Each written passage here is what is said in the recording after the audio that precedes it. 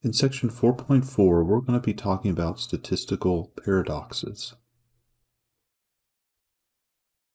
So here's a situation where these type of paradoxes occur.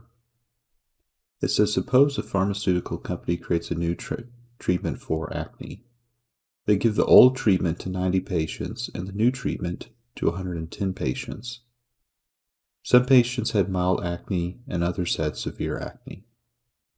And so here are the results that they received using the old treatment and the new treatment. So what we can see from this data is among patients with the mild acne, 10 received the old treatment and 2 were cured, so 20% cure rate. 90 received the new treatment, and out of those 30 were cured, which is a 33% cure rate. Among the patients with severe acne, 80 received the old treatment, and out of those 40 were cured, which means 50% cure rate. 20 received the new treatment, and out of those 12 were cured, which is a 60% cure rate. So looking at it from this perspective, it appears as if the new treatment had a higher cure rate in both situations than the old treatment did. So if we look at the results as they are laid out here, we would probably say that the new treatment looks like it's working better than the old treatment. However, a total of 90 patients in both groups, if we put them both together, mild and severe, received the old treatment, and out of the total of 90, 42 were cured. So if we're looking at both groups at the same time, that would mean that 46.7% were cured. For the new treatment, 110 patients received the new treatment for both mild and severe, and out of that group, 42 were cured, which means that put together, the new treatment only cured 38.2% of those who used it.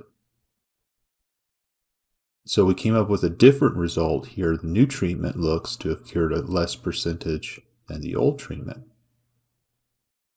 And this is a result of a statistical paradox, where when we looked at one group and the other group separately, we seem to come out with a different result than when we put both groups together and look at them at the same time. So when a set of data gives different results for each of several groups in comparison than it does when the groups are taken together, the phenomenon is known as Simpson's paradox. So here's another example where we have a table broken down into two different sets. And this gives the shooting performance of two players in each half of a basketball game. It says here Sheryl had a higher shooting percentage in both the first half, 40 to 25%, and the second half, 75 to 70%. Can she claim she had a better game as a result? So if we look at the data below, we're comparing Sheryl and Candace here. In the first half, Sheryl made 4 baskets out of 10 attempts, and Candace made 1 basket out of 4 attempts. So as a percentage, it obviously looks like Sheryl did better in the first half. When we look at the second half, Sheryl made 3 baskets out of 4 attempts for a 75% shooting percentage. Candace made 7 out of 10 for 70% shooting percentage. So looking at the second half, it appears again like Sheryl did better than Candace. But does that mean that we can still say that Sheryl had the better game? So here's what we're going to do to consider who had the better game. We're actually going to combine the shot attempts from both the first and second halves together. So if we do that, Sheryl made a total of 7 baskets out of a total of 14 attempts. So that means she made 50% of the shots that she took. For Candace, if we put together her statistics, she made a total of 8 baskets. If we put together the first half, she made 1 in the first half and 7 in the second. And the total number of attempts she made was 14, just like Sheryl. So 8 divided by 14 as a percentage comes out to be 57.1%. So we can see how actually Candace had a better shooting percentage overall for the entire game. So that can be the paradox of, and they refer to as Simpson's paradox, where if we look at a set of data broken down into different groups, or like in this case, different halves of a basketball game, it may look like one player did better in each half, but when we put them all together, we actually see something different. Another place where we look at the breakdown between different percentages within different categories is in medical studies. We often associate tumors with cancer, but most tumors are not actually cancerous. Medically, any kind of abnormal swelling or tissue growth is considered a tumor, but a tumor caused by cancer is malignant, and all others are called benign. So it's benign if it's a tumor which is not cancerous. It's malignant if it is cancerous. Now, not all cancer screenings are perfect. Some identify cancerous growths as benign. Others identify benign growths as cancerous. When it's identified correctly, when a cancerous growth is identified as malignant, it's called a true positive. Positive because it was identified as malignant, and true because that is the correct identification. When a cancerous growth is identified incorrectly as benign, it's called a false negative. Negative because it's being identified as not cancerous. False because that's not actually true. It's actually not benign. It's actually the other way around. When a benign growth is correctly identified, it's known as a true negative. Negative because it's benign, not cancerous. True because that is really the case. It's truly benign. When a benign growth is identified incorrectly as cancerous, it's called a false positive. Positive because the test result shows positive for cancer. False because it's not actually cancerous, it's benign instead.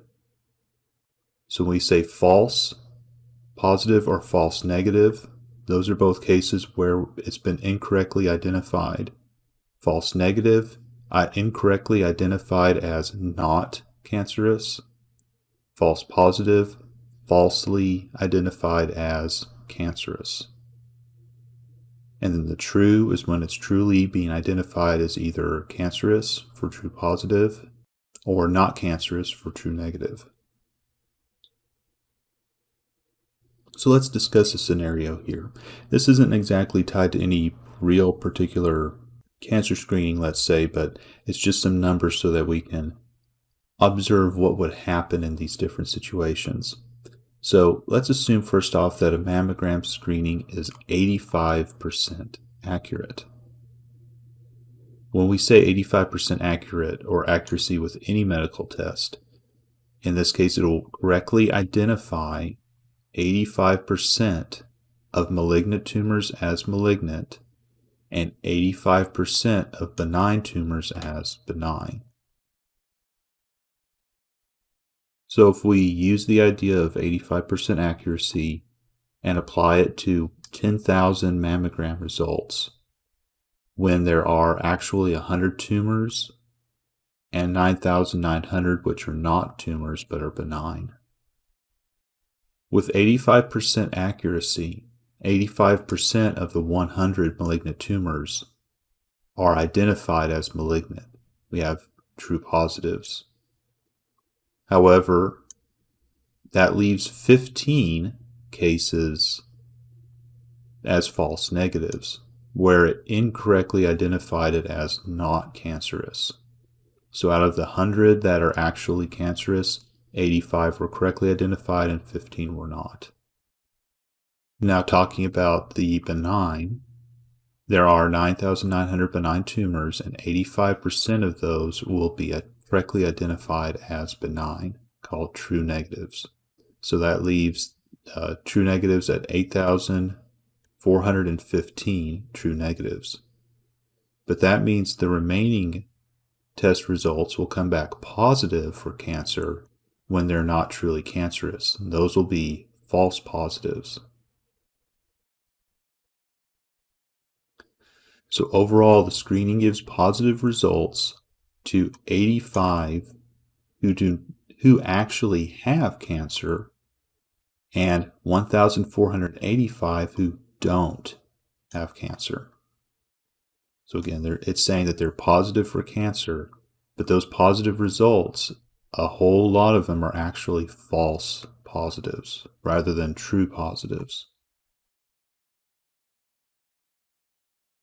So because only 85% are true positives and the rest are false, the chance that a positive result really means that there's cancer is only 85 out of 1,570, or 5.4%.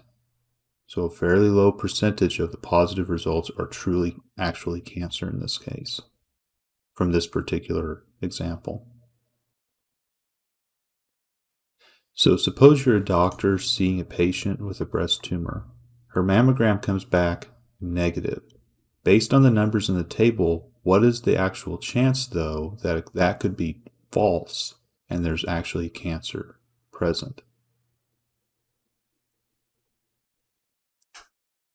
So in this case, what we will be looking at here is the total number of negative results. We have 15 false negatives and 8,415 true negatives. So there are 15 plus 8,415, or 8,430 total negative results. Majority of them were true negatives, but a small amount were false negatives. So the false negatives here make up 15 out of 8,430. And if we divide 15 by 8,430, we come out with 0.0018. And if I move that decimal point over 2 spaces, we could say that that's actually just 0.18%. So there's a very small probability of 0.18% that a negative result is actually cancer.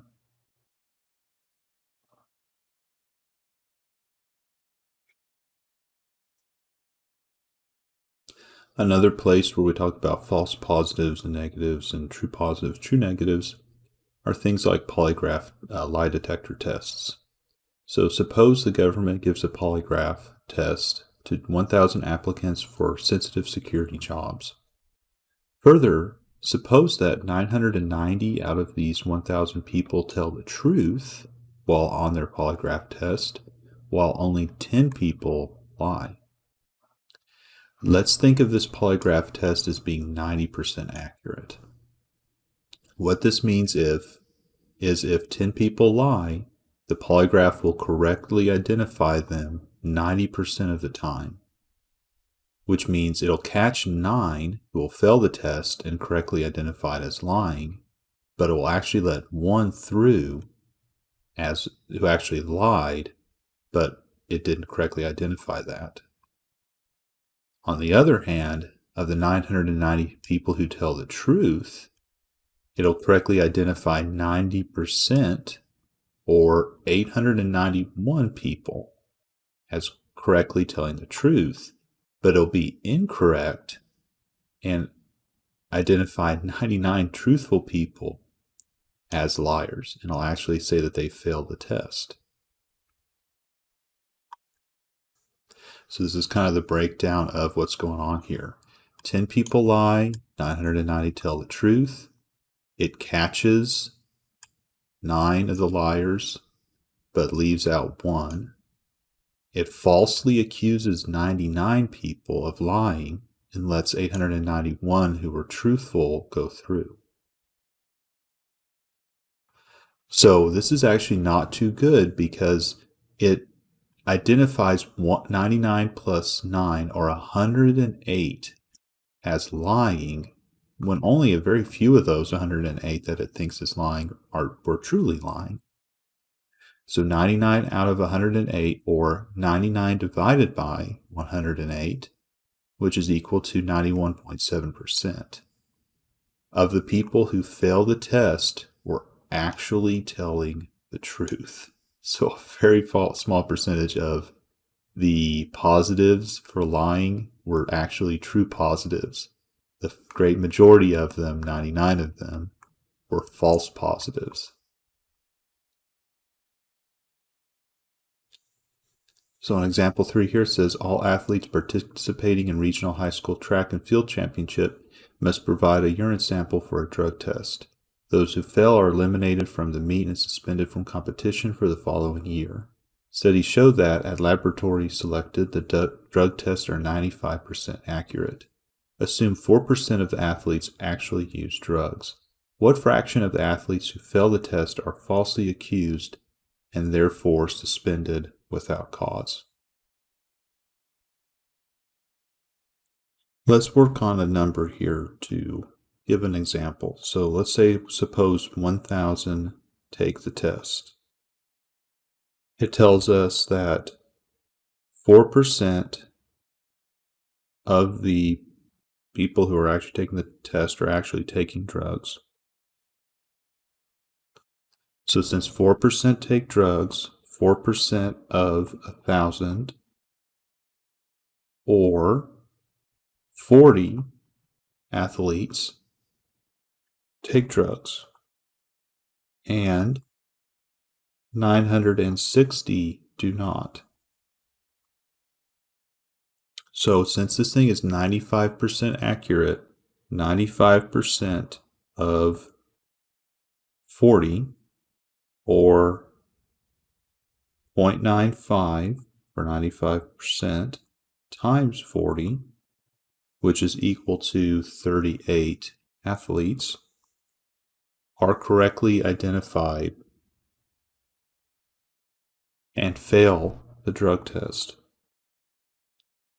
So then 95% of the other group, 960, who were not taking drugs, or 0.95 times 960,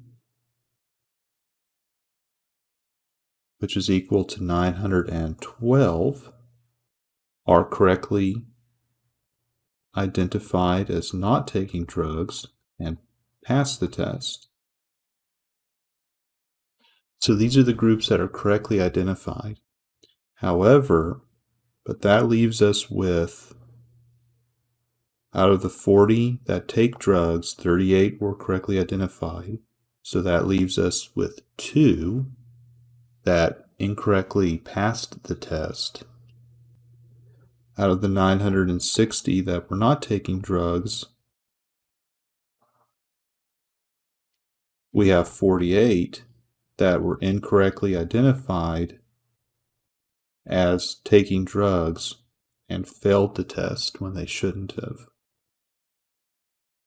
So if we think about what's going on here, the 38 that failed, that should have failed, and we have 48 that failed but were not supposed to, that weren't actually taking drugs. So 38 plus 48, or 86 total, failed, were identified as taking drugs, another word. But 48 out of the 86 total who failed the test, which is equal to 56%, do not take drugs. So they were falsely accused, even though they did not actually take drugs. To go back to the subject of the polygraph test, this example says, the results in the table are from experiments conducted by researchers Charles R. Honts from Boise State University and Gordon H. Barland of the Department of Defense Polygraph Institute. In each case, it was known whether the subject lied, so the table indicates when the polygraph test was correct. We're going to go through these results here. So we have them listed out, when they lied and when it was true or not true, correctly identified here. So, well, first off, based on these test results, how many of the subjects appeared to be lying? Of these, how many were actually lying and how many were telling the truth? And so what percentage of those who appear to be lying were not actually lying? And then based on the test results, how many subjects appeared to be telling the truth? Of those, how many were actually telling the truth?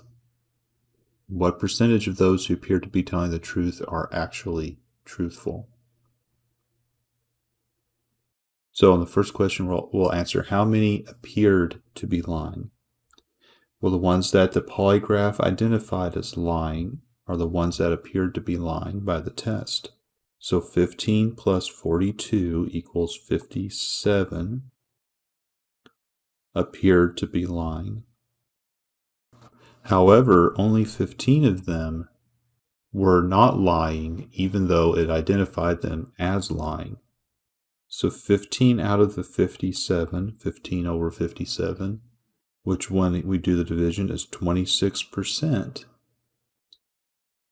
were actually not lying. And then for the other question we'll answer here, we notice that down here, the ones that appeared to tell the truth did not lie by the polygraph test. There were a total of 32 plus 9, or 41, who appeared to be telling the truth. However, only 32 of those were actually telling the truth and the others were not. So 32 out of 41, or 78%, were actually truthful.